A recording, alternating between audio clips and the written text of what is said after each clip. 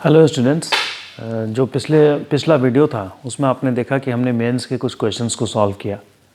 अब जो वीडियो है इसमें हम लोग एक एडवांस का प्रॉब्लम लेंगे। JEE 2015 एडवांस का क्वेश्चन है। चलिए क्वेश्चन पढ़ते हैं। क्वेश्चन थोड़ा सा लंबा है बट आसान है। ओके, क्या कह रहा है? Suppose that the foci of ellipse x²/9 + y²/5 = 1 are f1 0 f2 0। ठीक है, दो फोकाई होता ही है एलिप्स का, तो वही है f1 और f2। f1 ग्रेटर है, f2 लेस दैन 0 है, राइट। अब कह रहा है कि let p1 and p2 be two parabolas with a common vertex at 0 0। दो पैराबोला है जिसका कॉमन वर्टेक्स कहाँ है? ओरिजिन पे है। And with to foci f1 0 2 f2 0। देखिए हर जगह f1 f2 का यूज़ हो रहा है, तो सबसे पहले हमको f1 f2 तो निकालना पड़ेगा। ये तो क्लियर हो गया।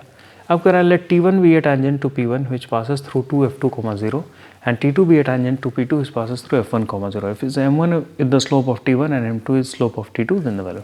क्वेश्चन क्या चेक कर रहा है? क्वेश्चन बस ये चेक कर रहा है कि क्या आपको जो सारे फार्मूलाज हैं पैराबोला के, एलिप्स के और टेंजेंट्स के, ये सब याद है या नहीं। ऐसे क्वेश्चन जनरली एडवांस में मेरे ख्याल से नहीं आना चाहिए, क्योंकि ये कोई कॉन्सेप्चुअल क्वेश्चन नहीं है। एक ऐसा स्टूडेंट जो कि सारे कुछ को याद करके जा रहा है वो भी इस क्वेश्चन को बहुत ईजिली बना सकता है। ठीक है, फिर भी चलिए हम लोग देखते हैं। कैलकुलेशन टफ है, लॉन्ग हो सकता है, तो फिर इसमें गलती का भी चांसेस बढ़ जाता है। तो सबसे पहले कि फोकस फाइंड करना है, तो ए क्या है हमारे पास?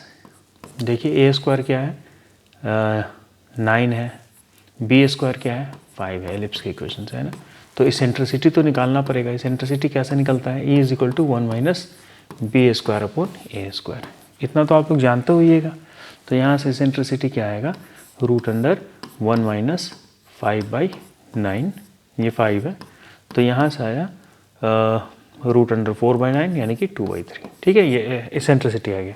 अब जब इसेंट्रिसिटी आया तो हम लोग f1 f2 भी लिख सकते हैं। f1 क्या होता है? a, 0, क्योंकि वो ग्रेटर दैन 0 का बात कर रहा है, तो f1 जो होगा वो होगा a, 0। a क्या है? 9 है ना, और ग्रेटर दैन 0 ले रहे हैं तो 3 जो a आएगा यहाँ से f1 के लिए, मतलब ऐसे तो होगा ±3, और b = ±√5। ओके, लेकिन चूंकि फर्स्ट क्वाड्रेंट में f1 है, लिखा हुआ है f1 ग्रेटर दैन 0, तो ae, 0 यानी +3 × 2/3, 3 × 2/3, 0। तो यहाँ से f1 का वैल्यू आएगा हमारा 2, 0। ठीक है, f2 का वैल्यू क्या होगा? -a, 0, यही होता है। तो इसी चीज़ में क्या लग जाएगा? नेगेटिव, यानी -2, 0। ठीक है, यहाँ तक तो क्लियर हो गया f1 और f2 का बात। अब चलते हैं आगे। f1 f2 जब हमने निकाल लिया तो फिर क्या कहता है कि एक पैराबोला है हमारे पास जिसका फोकाई f1 0 है। तो पहले मान लेते हैं कि पैराबोला p1 है जिसका फोकाई क्या है? f1, 0 है। ठीक है, तो f1, 0 अगर फोकाई है, पैराबोला का फोकस क्या होता है? a, 0। तो ये हो गया आपका, इसका जो फोकस है, फोकस पैराबोला का, वो हो गया 2, 0, 2, 0। दैट मीन्स इस क्वेश्चन में a आपका हो गया 2। तो पैराबोला का इक्वेशन क्या लिखेंगे? Equation of parabola = y² = 4x। क्यों? क्योंकि ये ओरिजिन से पास हो रहा है और फर्स्ट क्वाड्रेंट में, तो y² = 4ax, यानी ये आपका क्या हो गया? a। तो 4 × 2 8x। ठीक है, ये p1 का इक्वेशन आ गया। अब p2 का इक्वेशन लिखेंगे। p2 का इक्वेशन कैसे लिखेंगे? इसका ये क्या है? -2, 0, -2, 0। तो इसका फोकस क्या लिखा है? 2f2, 0।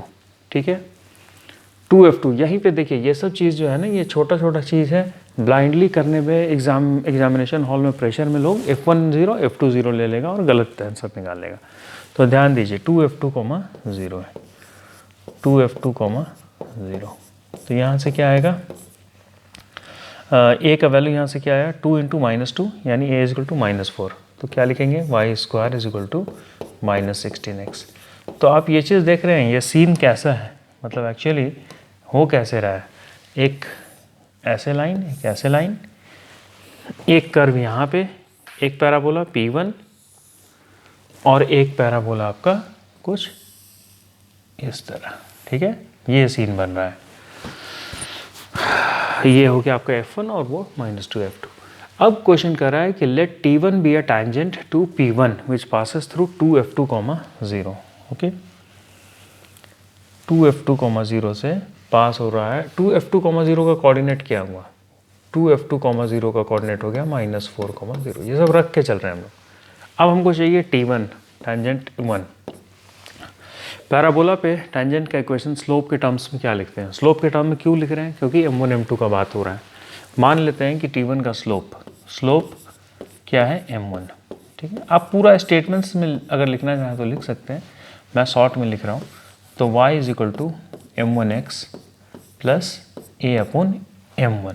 a क्या है? 2, तो क्या लिखेंगे? 2/m1, right. अब क्या कर रहा है ये? T1 कहाँ से पास कर रहा है? T1 पास कर रहा है हमारा 2F2, 0 से। ये पास कर रहा है 2F2, 0 से, मतलब इस पॉइंट से। This passes via -4, 0। तो यहाँ पे पुट करो -4, 0, क्या हो जाएगा? y की जगह 0, यहाँ पे -4m1 और प्लस 2/m1। क्या आएगा निकल के यहाँ से? This implies that m1 square is equal to 1/2। ठीक है, और बस m1 स्क्वायर ही रखते हैं क्योंकि स्क्वायर के टर्म्स में ही मुझे निकालना है। ठीक, उससे आगे की का नीड नहीं है।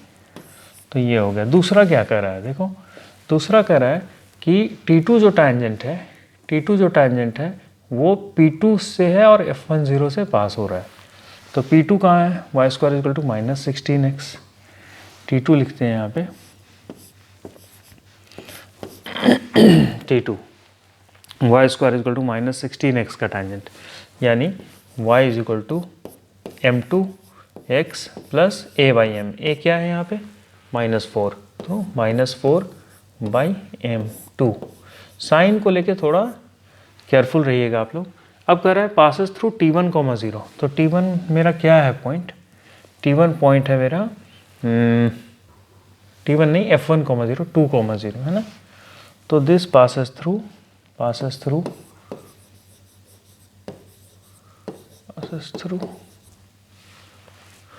क्या था? F1, 0 passes through 2, 0। हाँ, 2, 0। तो यहाँ पे पुट कर देंगे 2, 0।